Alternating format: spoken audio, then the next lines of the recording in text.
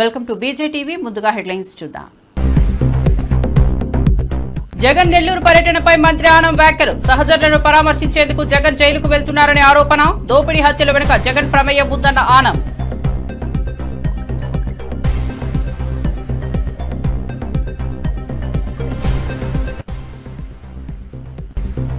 మంత్రి సీతక్కతో ఫీల్డ్ అసిస్టెంట్ల సమావేశం. పెండింగ్ సమస్యల పరిష్కారం కోరిన ఉద్యోగులు. మంత్రి సీతక్కకు వివరాలు అందించిన అధికారులు. 10 ఏళ్లుగా పెండింగ్ సమస్యలపై చర్చ.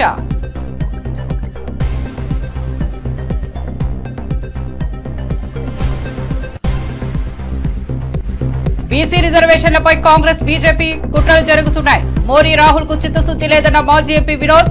గంటలో రిజర్వేషన్లు పెంచవచ్చని స్పష్టం చేసిన నేత. బీసీల కోసం పార్లమెంట్లో ప్రయత్నం చేయాలన్న డిమాండ్.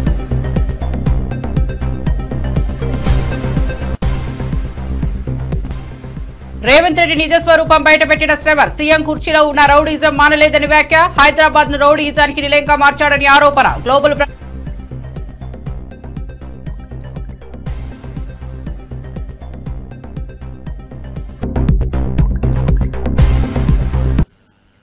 ఇక వార్త వివరాల్లోకి వెళ్తే మాజీ సీఎం జగన్ నెల్లూరు పర్యటనపై మంత్రి ఆనం రామనారాయణ రెడ్డి తీవ్ర స్థాయిలో విరుచుకుపడ్డారు. దోపిడీలు హత్యలు చేసిన వారిని పరామర్శించేందుకే జగన్ తిరుగుతుంటారని ఎద్దేవా చేశారు. గత ప్రభుత్వ హయాంలో దేవతా విగ్రహాలు, ఆలయాలు ధ్వంసమయ్యాయని గుర్తు చేశారు. ప్రతి అక్రమానికి జగన్ పరామర్శగా వెళ్తారని విమర్శించారు. ఇది పరామర్శల ప్రభుత్వం కాక దౌర్జన్యాల పాలన అని ఆరోపించారు. రాష్ట్ర ప్రజలు మేల్కొని విచక్షణతో జగన్ పర్యటనను చూడాలని పిలుపునిచ్చారు. కాదు, జైల్లో ఉన్నటువంటి తన సహచరులను పరామర్శించడానికి,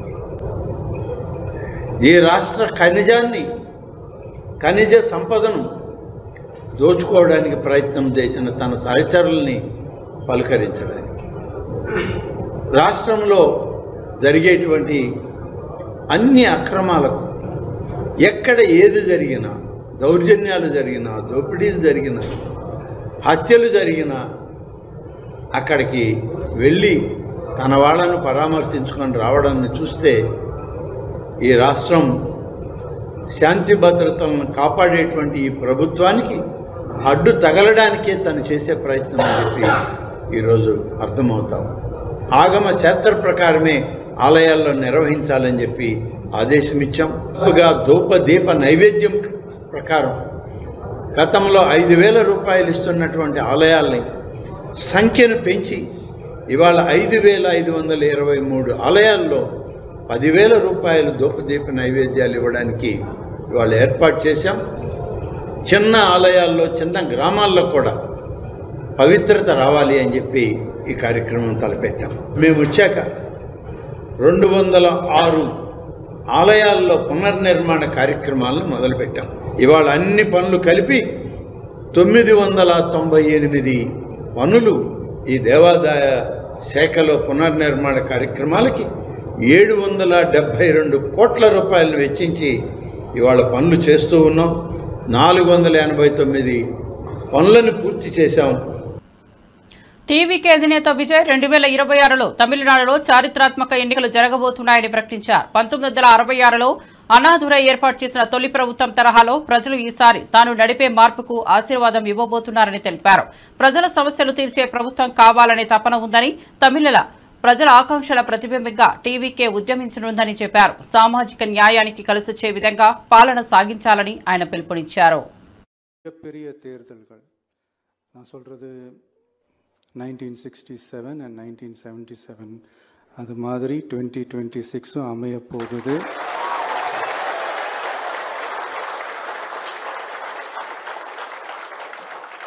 அப்படின்றத நம்ம ரொம்ப உறுதியாக இருக்கிறோம். முதலேருந்து அதை நம்ம சொல்லிக்கிட்டு இருக்கிறோம். அந்த 2 மாபெரும் தேர்தல்களில் ஆல்ரெடி தொடர்ந்து வின் பண்ணிகிட்டு இருந்தவங்களோட அதிகார பலம், அசுர பலம் எல்லாத்தையும் எதிர்த்து நின்று தான் புதுசாக வந்தவங்க ஜெயிச்சிருக்கிறாங்க.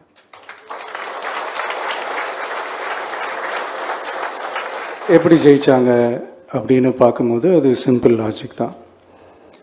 ஊருக்கு ஊர், வீதிக்கு வீதி, வீட்டுக்கு வீடு.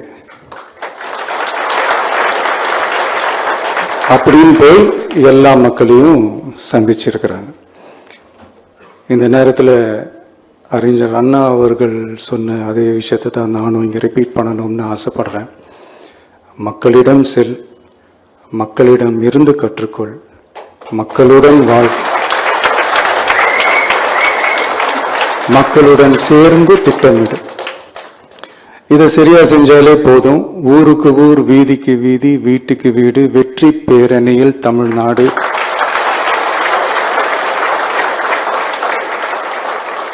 அப்படின்ற அந்த கான்செப்ட்ல எல்லா குடும்பங்களையும் ஒன்னா சேர்த்து உறுப்பினர்களாக சேர்த்து நம்மளால கண்டிப்பா ஜெயிக்க முடியும்.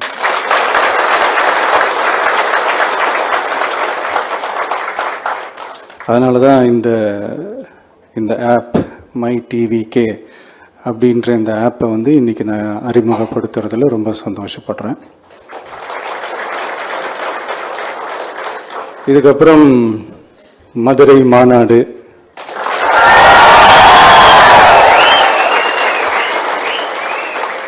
மக்கள் சந்திப்பு,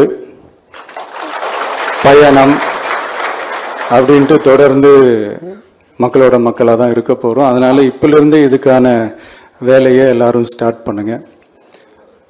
நாம் இருக்கிறோம். కడపలోని ఓ నర్సింగ్ కళాశాల యాజమాన్యం విద్యార్థులకు సర్టిఫికెట్ ఇవ్వాలంటే 10,000 ఇవ్వాలని స్పష్టంగా చెప్పిన ఘటన కలకలం రేపింది. విద్యార్థులు పేదవారమేనని చెప్పిన యాజమాన్యం కనికరం చూపలేదని బాధితులు వాపోతున్నారు. తల్లిదండ్రులతో సహా వారిని బయటకు తరిమేయడం జరిగిందని తెలిపారు. ఆగ్రహంతో పోలీసులు అక్కడికి వచ్చి విచారణ ప్రారంభించగా వారికైతే ఉచితంగా ఇస్తున్నామని కాలేజీ యాజమాన్యం తెలిపారు. కానీ మళ్లీ విద్యార్థులకు డబ్బులు ఇవ్వాలని ఒత్తిడి తెచ్చారు. దండీలు అందరు రిక్వెస్ట్ చేసేది. ఎవరు రిక్వెస్ట్ చేయరు? కొట్లాడుకోస్తారా? ఎవరు అందరు రిక్వెస్ట్ చేసేది. ఆ ఫోన్ మాట్లాడి నేను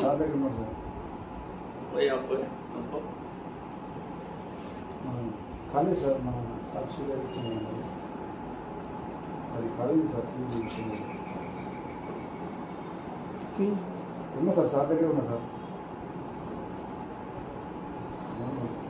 ఒక్క మాట మాట్లాడండి సార్. ఒక్క మాట మాట్లాడండి సార్. మాట్లాడు కుమార్ సార్. సార్ మాట్లాడండి సార్.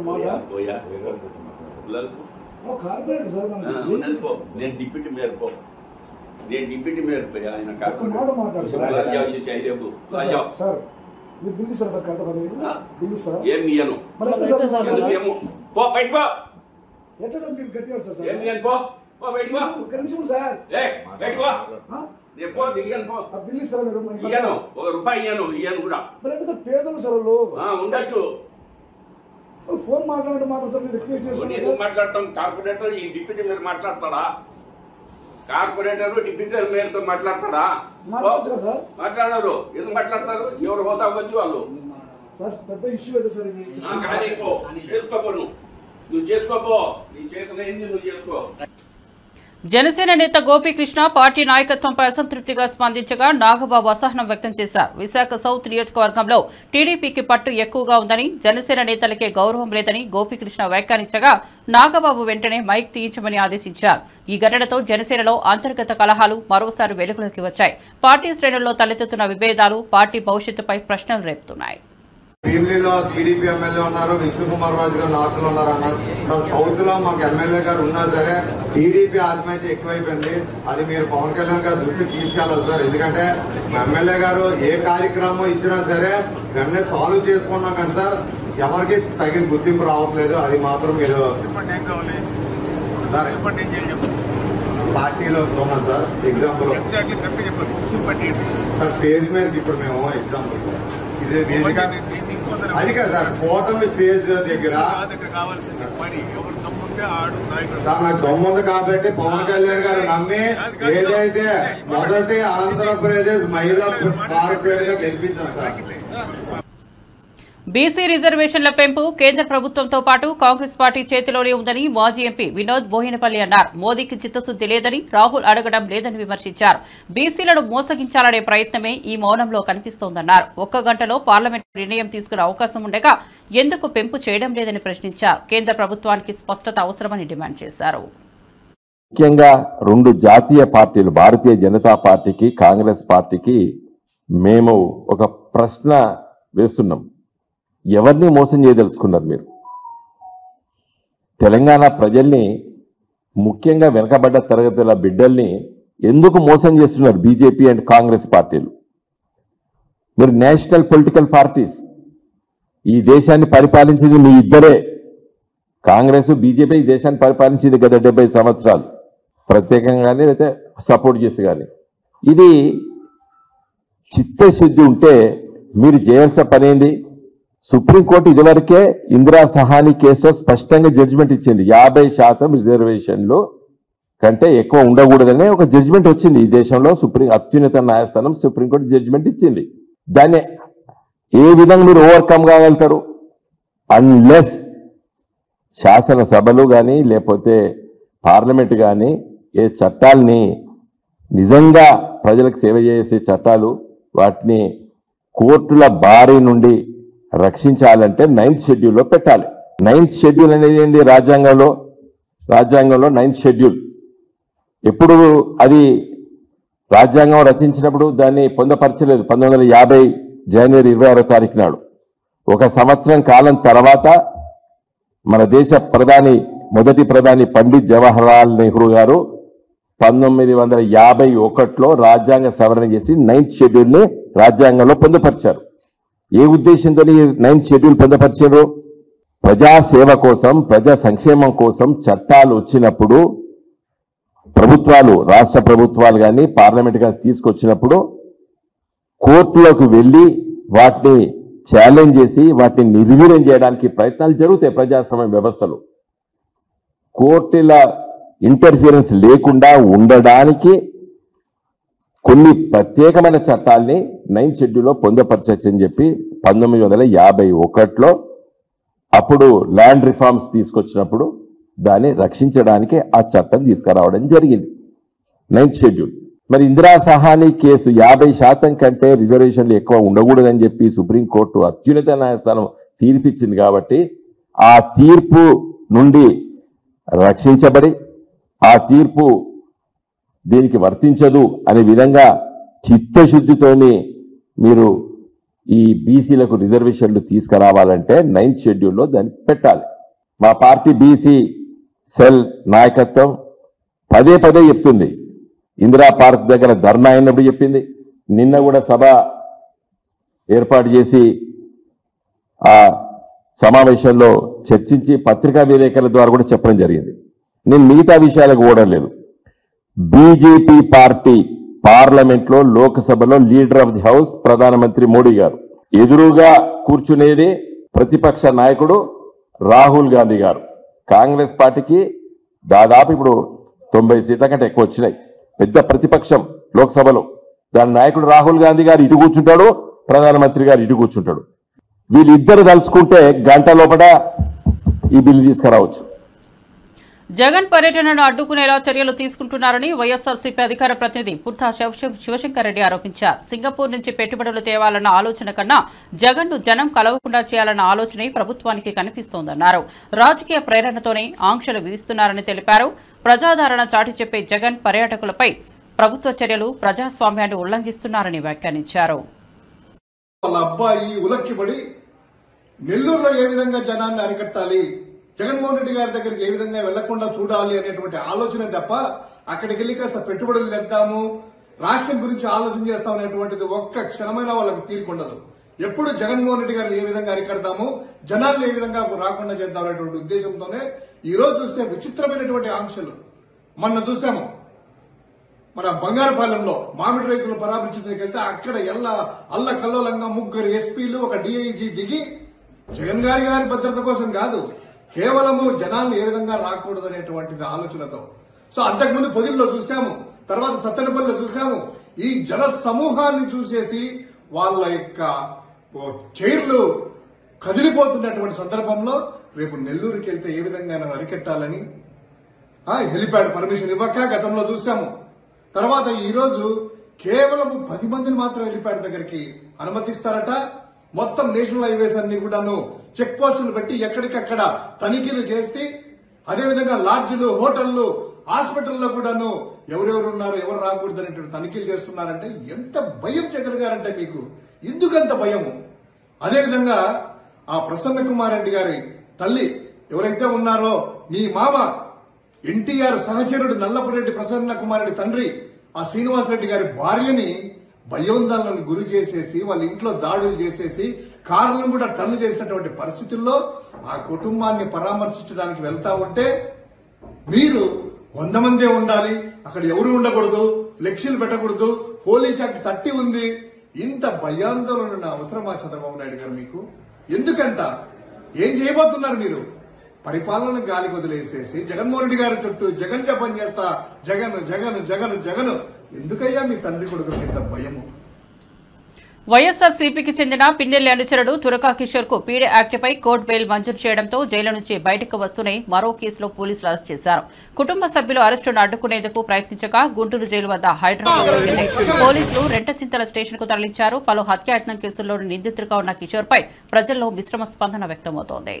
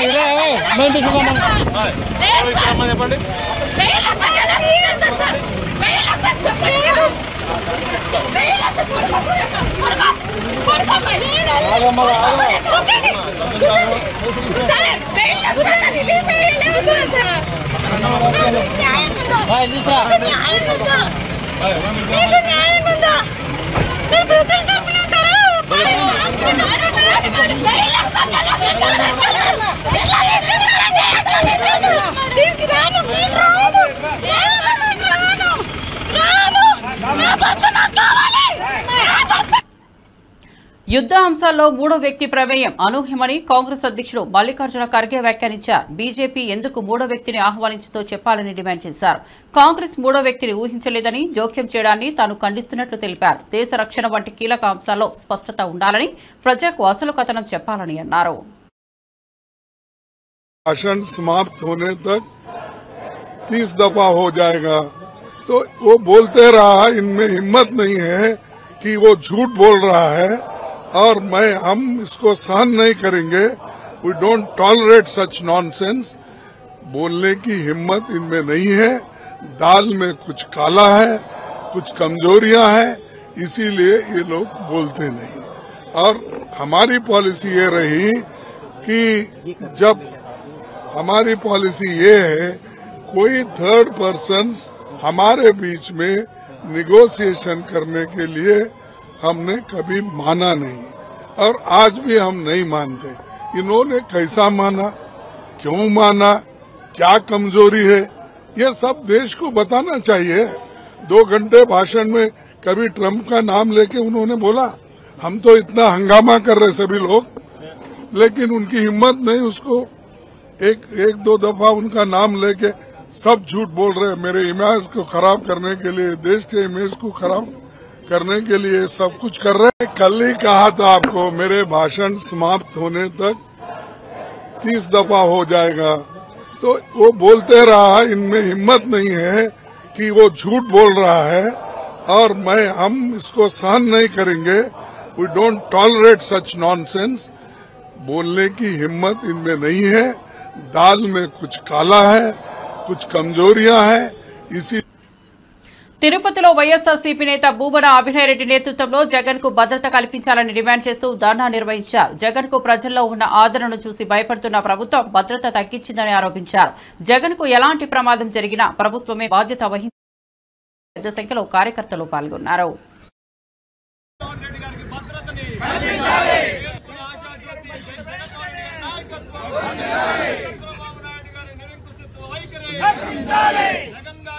చంద్రబాబు నాయుడు గారి నిరంకుశత్వ వైఖరి కూటమి ప్రభుత్వం అడుగడుగున జగన్మోహన్ రెడ్డి గారి పర్యటనని అందుకోవాలి. ప్రజల్లో వచ్చేటటువంటి ఆదరణ అందరికీ కనపడనీయకుండా చేయాలి. ఆయనకి వెన్నులాగా వచ్చేటటువంటి జనప్రవాహాన్ని ఆపేయాలి. ప్రజాస్వామ్యంలో ప్రతిపక్షపు గొంతును నొక్కేయాలి అనే ప్రయత్నం నిరంతరం చేస్తూ ఉండడం అత్యంత బాధాకరమైనటువంటి విషయం. జగన్మోహన్ రెడ్డి గారు సంవత్సరం తిరక్క మునిపే ఎన్నికలై కూటమి ప్రభుత్వం అద్భుతమైనటువంటి మెజారిటీతో అధికారాన్ని చేజిక్కించుకున్నప్పటికీ కూడా సంవత్సరం రోజుల్లోనే ప్రజల్లో తీవ్రమైనటువంటి వ్యతిరేకత ఏర్పడింది. జగన్మోహన్ రెడ్డి గారి పట్ల సానుభూతి వెన్నువలా వస్తుంది. ఆయన పర్యటనల్లో వేలాదిగా ప్రజలు పాల్గొనడం, ఆయన ప్రభుత్వానికి వ్యతిరేకంగా ప్రజా సమస్యల పట్ల గళమెత్తినప్పుడు ఆ గళంలో భాగమై వారి గొంతును కూడా వినిపించడం పెద్ద ఎత్తున చోటు చేసుకుంటారు. వీటన్నిటినీ కూడా భరించలేనటువంటి ప్రభుత్వం ఆయన పర్యటనలను పూర్తిగా అడ్డుకునే ప్రయత్నం చేస్తూనే వచ్చింది. ఈ మధ్యన చిత్తూరు జిల్లాలో జరిగినటువంటి బంగారుపాలెం మామిడి రైతులకు సంబంధించినటువంటి సమస్యల మద్దతు ధర సమస్యపై ఆయన పర్యటించినప్పుడు ఆయన భద్రతను పూర్తిగా గాలికొల్లేశారు. ఎక్కడ చూసిన ఆంక్షలు. పోలీసులు కేవలం ప్రభుత్వ పెద్దలకు మాత్రమే రక్షణ కల్పిస్తున్నారు తప్ప ప్రతిపక్షంలో అత్యంత కీలకమైనటువంటి పాత్ర పోషించేటటువంటి నాయకుడి భద్రత ప్రభుత్వం గుర్తించాలి. ఇప్పటికైనా జగన్మోహన్ రెడ్డి గారి పర్యటనలను అడ్డుకోకుండా తగిన భద్రతను కల్పించి మంత్రి సీతక్క కార్యాలయంలో ఫీల్డ్ అసిస్టెంట్లు సమావేశమై 10 ఏళ్లుగా పెండింగ్ లో ఉన్న సమస్యలు పరిష్కరించాలని విజ్ఞప్తి చేశారు. అధికారులు వీరి సమస్యలపై విచారించాలని కోరారు. సీతక్క సంబంధించిన శాఖలతో చర్చించి న్యాయం చేస్తామని హామీ ఇచ్చారు. కుటుంబాల జీవనాధారంగా ఉన్న ఈ ఉద్యోగాల్ని రక్షించాలని విజ్ఞప్తి చేశారు. ఒకసారి స్టడీ టీం లాగా మన అఫీషియల్స్ ఇద్దరు ఉంటారు, మీరు ఒక ముగ్గురు, మీరు ఐఎఫ్టీఎల్ అంటే వాళ్ళకి అవసరం ఉందంటే వాళ్ళు వస్తారు, లేకుంటే మీరు ఒక 2-3 రాష్ట్రాలు పక్క పక్క తిరిగితే మనకు కూడా ఇంకేం బాగుంది, ఇంకెట్లా మనం చేయాలనేది. సేమ్ టైంలో వేరే రాష్ట్రాల్లో కూడా మనం వాళ్ళ జీవోలు అవన్నీ కూడా మన ఆఫీస్ నుంచి వాళ్ళ ఆఫీసర్స్తో కాంటాక్ట్ అయ్యి కొన్ని తెప్పించుకుంటాం. ఎందుకంటే ఇది స్టేట్ ఆల్ ఇండియా ప్రోగ్రామ్ కాబట్టి, సెంట్రల్ ప్రోగ్రామ్ కాబట్టి ఆ రోజు మన గవర్నమెంట్ ఉన్నప్పుడే మరి ఉపాధి హామీ కల్పించాలని తీసుకొచ్చిన చట్టం. సో చాలా రోజుల నుంచి మీరు అందరూ పనిచేస్తున్నారు, భద్రత లేదనేది ఇవన్నీ చూసినాం. లాస్ట్ ఇయర్ కూడా చూసినాం. ఇప్పుడేమో మనం కొన్ని ఆర్థిక ఇబ్బందులు ఉన్నప్పటికీ కొన్ని తక్కువలో ఎక్కువగా మీకు బెనిఫిట్ అయ్యేది, మా మీద బర్డెన్ తక్కువ పడుతూ మీకు ఎక్కువ బెనిఫిట్ అయ్యేది ఏముందనేది కూడా మేము అవన్నీ చూసినాం. దాంట్లో కొన్ని అంటే మీరు రాకముందు ఇదే అనుకొని మేము కొంత డిస్కస్ చేసినాం. ఒకసారి మేడం అన్న చేసి మా దగ్గర ఒకసారి చదివి ఇమీడియట్లీ అవ్వగలిగేది కాదు. ఎందుకంటే మీకు తెలుసు బీఆర్ఎస్ పాలనలో పేదలకు రేషన్ కార్డులు, ఇల్లు అందలేదని ఎమ్మెల్యే పర్ణికారెడ్డి అన్నారు. కాంగ్రెస్ ప్రభుత్వం అర్హులందరికీ రేషన్ కార్డులు, ఇందిరమ్మ ఇల్లు అందజేస్తోందన్నారు.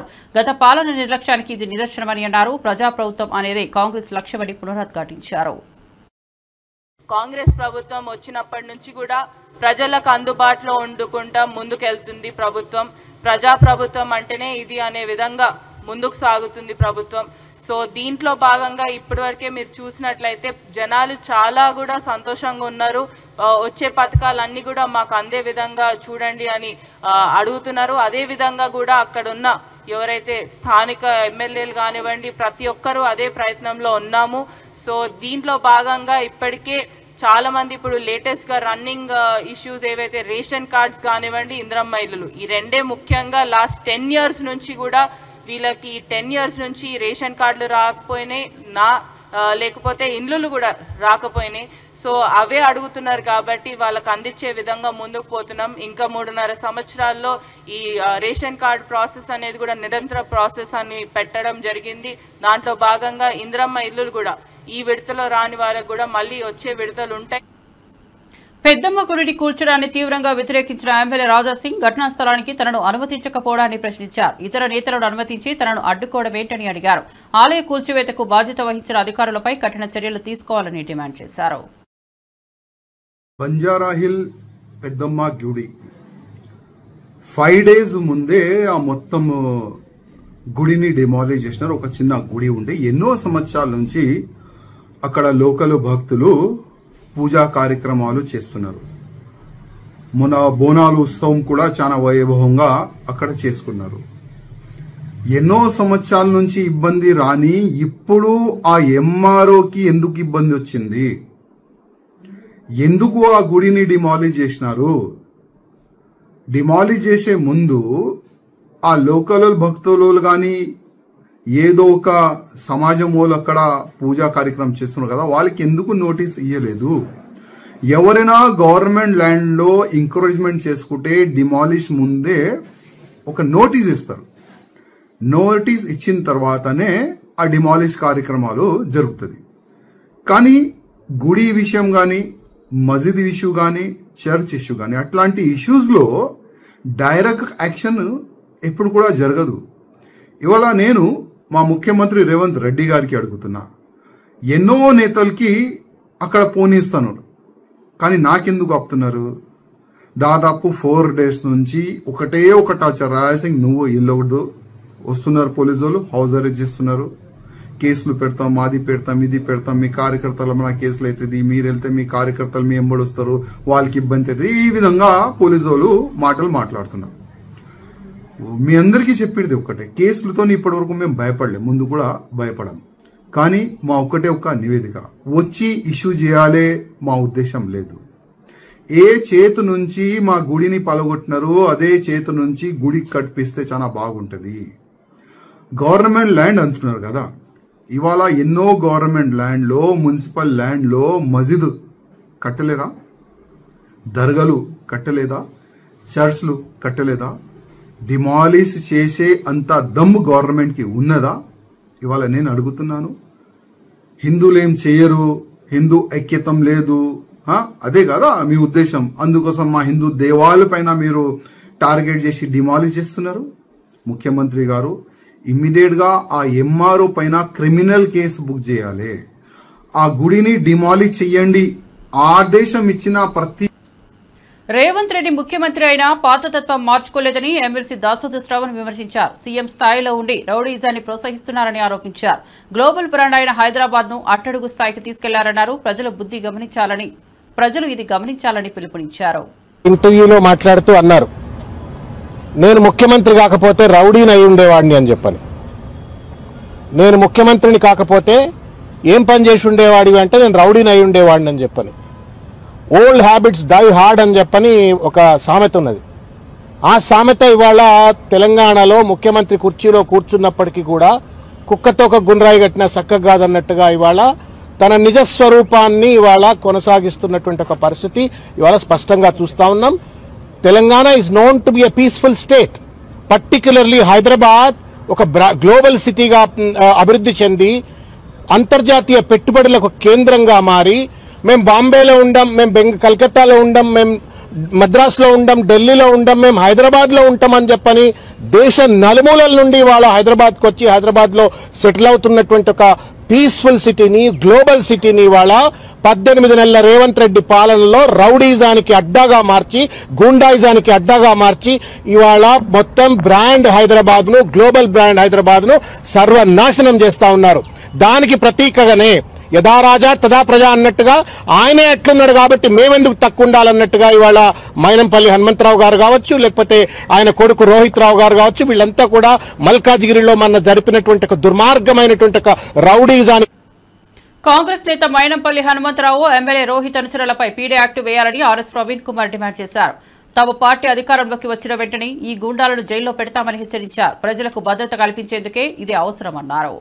ప్రజల చేత ఎన్నుకోబడ్డ ప్రజాప్రతినిధులను కూడా ఈ రోజు వీళ్ళు బెదిరించే స్థాయికి వచ్చింది. వీళ్ళ అనుచరులను ఉసికొల్పి వీళ్ళని బెదిరించే స్థాయికి వచ్చింది. ఆయన కూడా పోలీసు శాఖ మిన్నకుండా ఉండడం కరెక్ట్ కాదు. వీళ్ళకి మీరు ఊతం ఇచ్చినట్టు వచ్చింది. ముఖ్యమంత్రి అదే భాష మాట్లాడుతున్నాడు, ఆయన్నే హోంమంత్రి మన దురదృష్టానికి. అదే విధంగా ముఖ్యమంత్రి అండ చూసుకొని మైనంపల్లి హనుమంతరావు గారు, అదే విధంగా వాళ్ళ కొడుకు మైనంపల్లి రోహిత్ రావు గారు విపరీతంగా గుండాగిరి చేస్తా ఉన్నారు, భయపెట్టిస్తా ఉన్నారు. పోలీసుల మౌనం సరికాదు. మీరు are not able to give confidence to the people of Telangana. If you can't tackle goondaism like this, then what is that you are going to assure to people of Telangana? అందుకొరకే మేము ఈరోజు మళ్ళొకసారి పోలీస్ శాఖకు రిక్వెస్ట్ చేస్తున్నాం, వీళ్ళ మీద rowdy షీట్లు open చేయండి, వీళ్ళని గుడ్ బిహేవియర్ కింద బైండ్ ఓవర్ చేయండి, అదేవిధంగా వీళ్ళని పీడీ యాక్ట్ కింద జైలుకు పంపించండి. అదేవిధంగా చివరిగా ఒకటే చెప్తున్నాం, కేసీఆర్ గారు మా అందరికి కూడా ఒక మంచి సంస్కృతి నేర్పించిండ్రు, చట్ట ప్రకారం నడుచుకునే సంస్కృతి నేర్పించిండ్రు. వీళ్ళలాగా మేము కూడా వీళ్ళ కాళ్ళు ఇరుగొట్టలేక కాదు. దయచేసి తెలంగాణ ముఖ్యంగా మైనంపల్లి హనుమంతరావు గారు, మైనంపల్లి రోహిత్ రావు, ఆయన అనుచరులు ఎవరైతే ఉన్నారో మేము ఆ పని చేయలేక కాదు, కానీ చట్టాన్ని గౌరవిస్తూ, రాజ్యాంగాన్ని గౌరవిస్తూ కేసీఆర్ గారు ఏ విధంగా అయితే నడుచుకోమన్నారో ఆ విధంగా నడుచుకోమన్నందుకే మేము మరి సంయమనంతో బతుకుతున్నాం, సంయమనంతో రాజకీయాలు చేస్తున్నాం. ఇప్పటికైనా బుద్ధి తెచ్చుకోండి. రాబోయే బీఆర్ఎస్ ప్రభుత్వంలో తప్పకుండా ఈ మల్కాజ్గిరి, మేడ్చల్ అయితే గూండాలు ఎవరైతే ఉన్నారో వాళ్ళందరూ కూడా తప్పనిసరిగా జైళ్లలో ఉండడం ఖాయం. జైళ్లలో ఉండడం ఖాయం. మీరు ఎన్ని చేసినా కూడా మరిన్ని అప్డేట్స్ కోసం చూస్తూనే ఉండండి BJTV.